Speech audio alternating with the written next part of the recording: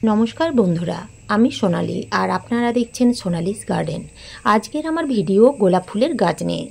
October मासे आपनारा गोलाप गाछेर की परिचर्या करबेन। अक्टोबर मास एमनई एकटा मास जे मासे गोलाप गाछेर एमन किछु गुरुत्वपूर्ण टिप्स आछे सेगुलो यदि आपनारा फलो ना करें किंबा एमन किछु खाबार आछे जे खाबारगुलो यदि आपनारा गाछेर माटिते प्रयोग ना करते पारेन ताहले शीत पड़ार साथे साथे ना गाछेर ग्रोथ सुंदर करते पारबेन ना सेई गाछ थेके प्रचुर परिमाणे फुल फोटाते पारबेन। ताहले सेई टिप्सगुलो की की चलुन एकटा एकटा करे जेने नेওয়া যাক। अक्टोबर मास एमनই একটা टाइम ना बर्षा ना खूब बेशी गरम ना खूब बेशी ठंडा। तो এই সময় যে টিপসগুলো গোলাপ গাছের জন্য আপনাদের ফলো করতে হবে তার মধ্যে প্রথম যে টিপস তা হলো যদি আপনারা গোলাপ গাছের ডালপালা কিংবা শিকড় কাটাই ছাঁটাই না করেছেন তাহলে অক্টোবর মাসে গোলাপ গাছের ডাল কিংবা শিকড় কাটাই ছাঁটাই করে নিতে হবে। আপনাদের গোলাপ গাছের বয়স যদি 2-3 বছর হয়ে গেছে, গাছ বেশ ঝোপালো আছে, গাছের ডালগুলোও বেশ লম্বা হয়ে গেছে, তাহলে সেই গোলাপ গাছের হার্ড প্রুনিং করতে হবে। আর যদি আপনাদের গোলাপ গাছের বয়স 1 বছর বা 2 বছরের মধ্যে গাছের সাইজ খুব একটা বড় নয় তাহলে গোলাপ গাছের ডালের মাথাগুলো একটু করে কেটে দিন। এছাড়াও বর্ষার সময় বৃষ্টির জল পেয়ে গাছের পাতাগুলো যদি খারাপ হয়ে গেছে বা হলুদ হয়ে গেছে তাহলে সেই পাতাগুলো কেটে বাদ দিয়ে দিন। আমার এই গোলাপ গাছটিতে 12 মাস কম বেশি ফুল ফুটতেই থাকে। এখনো দেখুন একটা ফুল ফুটে আছে এবং 5-6টা ফুল শুকিয়ে গেছে। গাছের গ্রোথ কিন্তু সুন্দর হচ্ছে। তো এই শুকনো ফুলগুলো কেটে ফেলে দিতে হবে। গাছের মধ্যে যদি মরা ডাল কিংবা শুকনো ডাল থাকে তাহলে সেইগুলো কিন্তু গাছের মধ্যে রেখে দেবেন না, সেগুলো কেটে ফেলে দিতে হবে। এছাড়াও গোলাপ গাছের একটা সবথেকে বড় রোগ হচ্ছে ডাইব্যাক, অর্থাৎ ডালগুলো ওপর দিক থেকে নিচ দিক দিয়ে শুকিয়ে যেতে থাকে। এই রোগ একবার হলে গোলাপ গাছে কিন্তু খুব সহজে যেতে চায় না। এই রোগ হচ্ছে মারণ রোগ। তাই আপনাদের গোলাপ গাছে ডালগুলো যদি ডাইব্যাক হয়ে গেছে তাহলে সেই শুকনো ডালের নিচের থেকে কিছুটা অংশ কেটে ফেলে দিন এবং কাটা ডালে অবশ্যই ফাঙ্গিসাইড লাগিয়ে দিতে হবে, কারণ এই গাছে ফাঙ্গাস লাগার চান্স অনেক বেশি থাকে। এছাড়াও ডাল কাটার জন্য যে কাঁচি বা কাটার ব্যবহার করবেন সেই কাঁচি বা কাটার অতি অবশ্যই স্যানিটাইজ করে নেবেন। আপনারা ডেটল কিংবা স্যাভনল ব্যবহার করতে পারেন। জীবাণুমুক্ত করে তারপরে আপনারা কিন্তু গাছের ডাল কাটবেন, তা না হলে গাছে ফাঙ্গাস লেগে যাবে। 2 নম্বর টিপস, গোলাপ গাছের এই উঁচু জায়গাটাই হচ্ছে গ্রাফটিং জায়গা।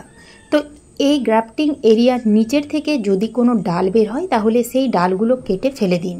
সেই ডাল হচ্ছে এলা ডাল, 7টা করে পাতা থাকবে এবং সেই ডালে কখনোই ফুল ফুটবে না।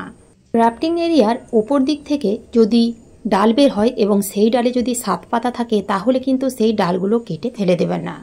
সেই ডালে অতি অবশ্যই কুঁড়ি আসবে এবং ফুল ফুটবে। 3 নম্বর টিপস হচ্ছে এই সময় আপনারা নার্সারি থেকে সুন্দর সুন্দর গোলাপ গাছ কিনে আনতে পারেন। তবে যখনই আপনারা গোলাপ গাছ কিনবেন অতি অবশ্যই ভালো করে দেখে তারপরেই গোলাপ গাছ কিনে আনবেন। 4 নম্বর টিপস হচ্ছে গোলাপ গাছের রিপোর্টিং। রিপোর্টিং কেন করবেন এবং কিভাবে করবেন? যদি দেখেন আপনাদের গোলাপ গাছ বড় হয়ে গেছে, ছোট পটে আছে, পুরো শিকড় টবে ভরে গেছে এবং ড্রেনেজ হোল দিয়ে শিকড় দেখা যাচ্ছে, কিংবা এই রকম আঙুল দিয়ে দেখুন মাটির উপরে যদি শিকড় বেরিয়ে এসেছে তাহলে রিপোর্টিং করতে হবে। রিপোর্টিং যদি না করেন তাহলে কিন্তু আপনি আপনার গোলাপ গাছের মাটিতে যতই খাবার দিন না কেন বা জল দিন না কেন গাছে না ফুল আসবে না গাছের গ্রোথ সুন্দর হবে। তো সেই অবস্থায় গাছের রুট প্রুনিং অর্থাৎ শিকড় কাটাই ছাঁটাই করতেই হবে। আপনারা আপনাদের গাছগুলো দেখুন, গাছের অবস্থা যদি সেই রকম হয়েছে তাহলে অতি অবশ্যই এই অক্টোবর মাসে রুট প্রুনিং করে নিন। তবে আমি আমার এই গোলাপ গাছটিতে কোনো রকম রুট ট্রিটমেন্ট বা রুট প্রুনিং কিংবা কোনো রকম রিপোর্টিং করব না, কেননা ছোট গাছ ছোট পটে আছে কিন্তু রুট বাউন্ড হয়ে যায়নি। তাই আমি শুধুমাত্র এই গাছের মাটিতে খাবার প্রয়োগ করব। তো খাবার প্রয়োগ করার আগে বেশ কিছুটা মাটি তুলে নিতে হবে, তারপরেই খাবার প্রয়োগ করতে হবে। যদি আপনারা রিপোর্টিং করতে চান তাহলে সেক্ষেত্রে মাটি কীভাবে তৈরি করবেন? 40% নেবেন বাগানের মাটি, 30% নেবেন পুরনো গোবর সার কিংবা ভার্মি কম্পোস্ট কিংবা পাতা পচা সার, 20% বালি এবং 10% কোকোপিট। কোকোপিট যদি না থাকে দেওয়ার দরকার নেই এবং কিছুটা পরিমাণ নিতে হবে মিশ্র সার, তার সাথে মিশিয়ে দিতে হবে 1 চামচ নিমখোল। তো আমি এই ছোট্ট টবটিতে বেশ কিছু মাটি তুলে নিয়েছি। এখন আমি এই গাছের মাটিতে খাবার প্রয়োগ করব। তো প্রথমেই যে খাবার প্রয়োগ করব তা হলো এই যে 1 থেকে 1.5 মুঠোর মতো পুরনো গোবর সার কিংবা ভার্মি কম্পোস্ট কিংবা পাতা পচা সার। তো আমি এখানে পুরনো গোবর সার ব্যবহার করছি। গোবর সারের মধ্যে থাকে প্রচুর পরিমাণে নাইট্রোজেন, এছাড়াও থাকে ফসফরাস, পটাশিয়াম ছাড়াও বিভিন্ন ধরনের পুষ্টিগুণ। গোবর সার হচ্ছে গাছের বেসিক খাবার, তাই গোবর সার প্রত্যেক মাসে একবার করে গাছের মাটিতে দিতেই হবে। এছাড়াও এখানে আমি যে খাবারগুলো নিয়েছি তার মধ্যে এই যে এটা হচ্ছে সর্ষের গুঁড়ো খোল, 1 চামচের থেকে একটু কম নিয়েছি সর্ষের গুঁড়ো খোল, 1 চামচের থেকে একটু কম নিয়েছি নিম খোল। এই খাবারটা হচ্ছে হাড় গুঁড়ো।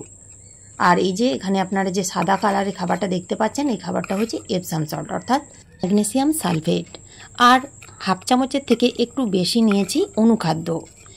10 ইঞ্চি টবের জন্য আপনারা এই খাবারগুলো 1 চামচ করে দেবেন। প্রত্যেকটা খাবার খুব ভালো করে মিশিয়ে নেবেন। ভালো করে খাবারগুলো না মিশিয়ে কখনোই আপনারা কিন্তু গাছের মাটিতে সেই খাবার দেবেন না। খুব ভালো করে চামচ দিয়ে বা হাত দিয়ে ভালো করে মিশিয়ে নেবেন। তারপরে টবের কিনারা বেয়ে গাছের গোড়া থেকে কিছুটা দূরে এইভাবে খাবার দেবেন। খাবার দেওয়ার পর আবার চামচ দিয়ে মাটির সাথে খুব ভালো করে নাড়াচাড়া করে দেবেন। এই প্রত্যেকটা খাবারের মধ্যে যেমন সর্ষের গুঁড়ো খোলে থাকে প্রচুর পরিমাণে নাইট্রোজেন, গাছকে বাড়তে সাহায্য করবে।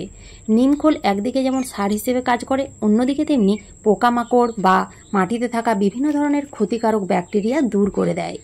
এপসাম সল্ট গাছের মাটিতে দিলে গাছের পাতা সবুজ রাখতে সাহায্য করবে, গাছের গ্রোথ বৃদ্ধি পাবে। এছাড়াও মাইক্রোনিউট্রিয়েন্টস গাছের মাটিতে দিতেই হবে, কারণ শুধুমাত্র নাইট্রোজেন, ফসফরাস এবং পটাশিয়াম ছাড়াও গাছের বিভিন্ন পুষ্টির প্রয়োজন হয়। সেই পুষ্টি কিন্তু এই মাইক্রোনিউট্রিয়েন্টসের মধ্যেই পাওয়া যায়। হাড় গুঁড়ো গাছের মাটিতে দিলে গাছের শিকড় বৃদ্ধিতে সাহায্য করে। গাছের শিকড় যদি সুন্দরভাবে বৃদ্ধি পায় তাহলে অটোমেটিক গাছ হেলদি হয়ে ওঠে। প্রত্যেকটা খাবার দিয়ে দেওয়ার পরে মাটি চাপা দিয়ে দিতে হবে। এখানে আমি কিন্তু প্লেন জল দেব না, এখানে আমি ফাঙ্গিসাইড গোলা জল দিয়ে দিচ্ছি।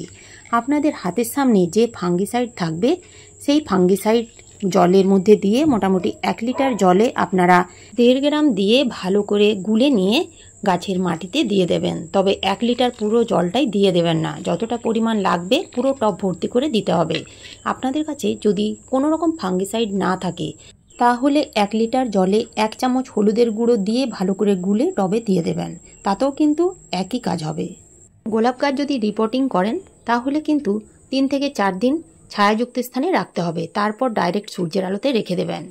আর যে সকল গোলাপ গাছের মাটিতে রিপোর্টিং না করে শুধু খাবার প্রয়োগ করা হয়েছে, ডাইরেক্ট সূর্যের আলোতেই রেখে দেবেন। 6 নাম্বার টিপস, প্রত্যেক দিন গোলাপ গাছগুলোকে প্লেন জল দিয়ে স্প্রে করবেন। এতে গোলাপ গাছে খুব তাড়াতাড়ি নতুন নতুন ডালপালা এবং শাখা প্রশাখা বের হবে। 7 নাম্বার টিপস হচ্ছে, যখনই দেখবেন নতুন নতুন কচি কচি ডালপালা ছাড়তে শুরু করেছে তখন থেকে পোকামাকড়ের উপদ্রব বাড়তে থাকবে। তাই আপনাদের নিয়ম করে মোটামুটি 10 থেকে 12 দিন অন্তর কীটনাশক স্প্রে করতে হবে। এছাড়াও আপনাদের নিয়ম করে ফাঙ্গিসাইড স্প্রে করতে হবে। এইভাবে এই অক্টোবর মাসে পরিচর্যা করলে কিছুদিনের মধ্যেই দেখবেন পুরো গাছ কুঁড়িতে এবং ফুলে ভরে থাকবে। তো এই ছিল আজকের আমার এই ভিডিওটা ভালো লাগলে একটা লাইক অবশ্যই দেবেন, কমেন্ট করতে ভুলবেন না। নতুন বন্ধুরা আমার চ্যানেলটিকে সাবস্ক্রাইব করে পাশে থাকার অনুরোধ রইল। ধন্যবাদ।